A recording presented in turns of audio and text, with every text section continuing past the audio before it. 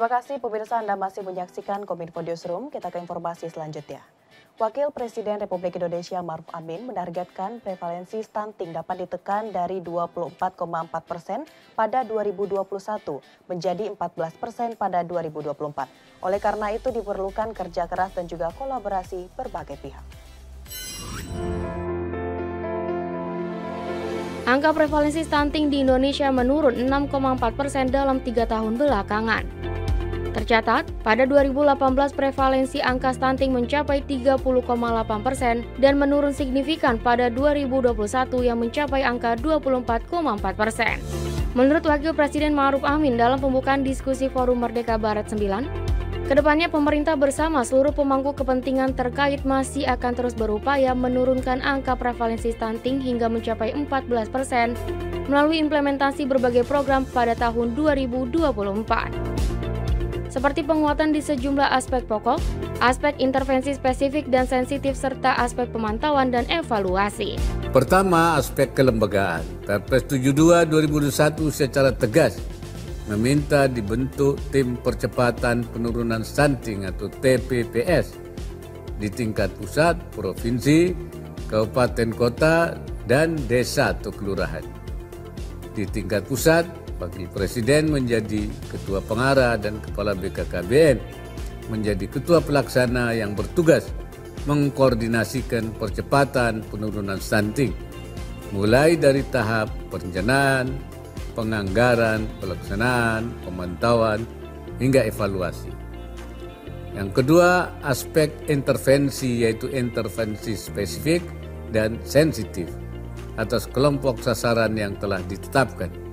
Intervensi prioritas didasarkan pada bukti ilmiah yang implementasinya melibatkan 10 kementerian dan lembaga dan secara bertahap dilaksanakan juga di tingkat daerah.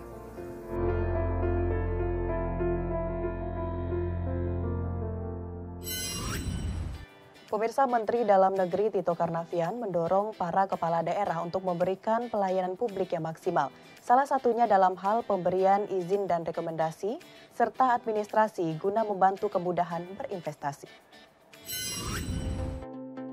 Menteri Dalam Negeri Muhammad Tito Karnavian dalam gelaran Rakernas yang dilaksanakan Jumat lalu menghimbau para camat agar memiliki mental melayani masyarakat sebagai penghubung antara pemerintah kabupaten kota dengan pemerintah desa. Selain itu, Mendagri meminta para camat untuk beradaptasi terhadap kemajuan zaman, serta menjalankan pekerjaannya dengan penuh integritas. Dengan integritas, Mendagri meyakini para camat dapat menghadapi berbagai permasalahan yang muncul. Saya mohon betul, mindset, cara berpikir, dan budaya kerja kita sebagai aparatur sipil negara, pegawai negeri, jangan lagi bersikap seperti amtenar yang feodalistik, yang kita anggap kita adalah pejabat dan rakyat itulah bawahan kita. Selain itu, Mendagri juga mengimbau agar dalam memberi pelayanan publik, camat dapat membantu kemajuan berinvestasi. Camat diminta untuk mempermudah perizinan sehingga memacu para investor baik di dalam maupun dari luar negeri untuk berinvestasi. Dengan adanya investasi tersebut diyakini akan membantu peningkatan perekonomian di desa dan kabupaten. Pemirsa, seiring dengan terkendalinya kasus positif COVID-19, pemerintah berencana akan membuka sejumlah bandara internasional di berbagai daerah. Selain itu, pemerintah juga akan mempermudah pengurusan visa sebelum adanya pandemi COVID-19.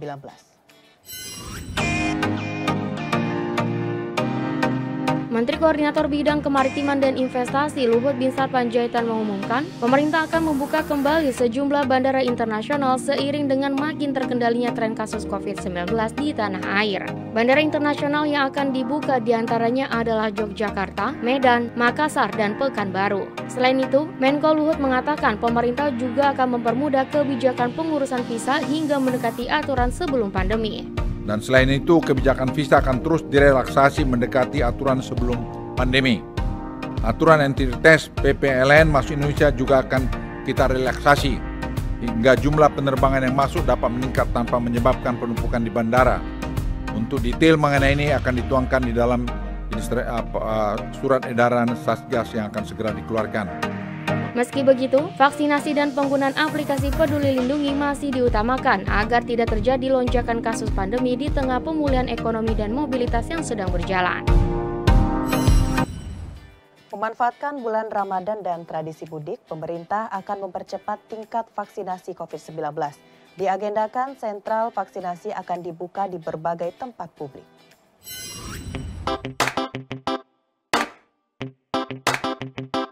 Pemerintah akan memanfaatkan bulan Ramadan untuk mempercepat vaksinasi COVID-19. Vaksinasi COVID-19 merupakan syarat utama bagi masyarakat untuk bisa mudik ke kampung halaman saat Lebaran nanti.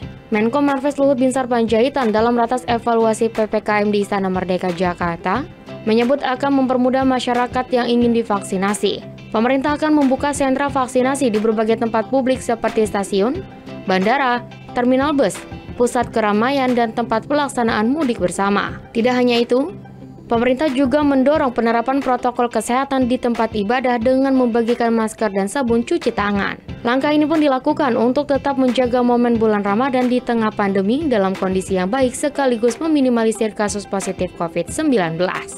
Pemerintah juga akan melakukan pelaksanaan vaksinasi yang dilakukan saat selesai tarawih dan tempat publik lainnya seperti stasiun, bandara, terminal, bis, pusat keramaian, dan tempat-tempat pelaksanaan mudik bersama. Hal ini dilakukan semata-mata untuk tetap menjaga momen pandemi dalam kondisi yang baik ini.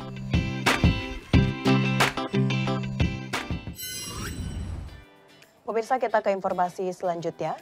Panitia seleksi menyerahkan sebanyak 24 nama hasil seleksi calon anggota Badan Pelaksana dan Dewan Pengawas BPKH 2022-2027 kepada Presiden Joko Widodo. Selanjutnya Presiden akan menyampaikan nama-nama calon anggota BPKH ke DPR untuk dilaksanakan fit and proper test. Presiden Joko Widodo menerima panitia seleksi untuk pemilihan calon anggota Badan Pelaksana dan calon anggota Dewan Pengawas Pengelola Keuangan Haji periode 2022-2027 di Istana Merdeka Jakarta pada Senin 4 April lalu.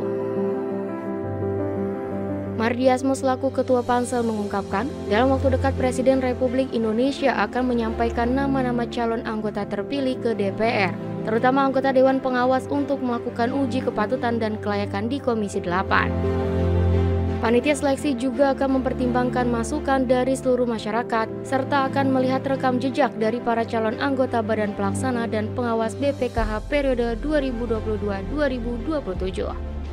Dan waktu wawancara kami juga mempertimbangkan seluruh masukan dari masyarakat dan juga rekam jejak dari KPK, dari transaksi perusahaan transaksi keuangan dari PPATK dan juga dari BNPT. Jadi semua informasi sudah kita masukkan dan kita uji betul dari persembilan melakukan menilai semuanya, dan yang kami usahakan pada presiden yang terbaik sesuai dengan ranking maupun sesuai dengan pembidangan.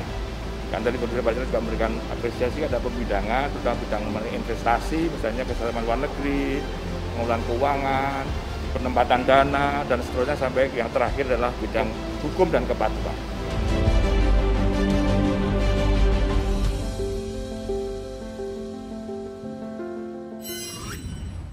Pemirsa, setelah jeda pariwara, kami akan kembali dengan informasi mengenai desa wisata yang ada di Kabupaten Maluku Tenggara.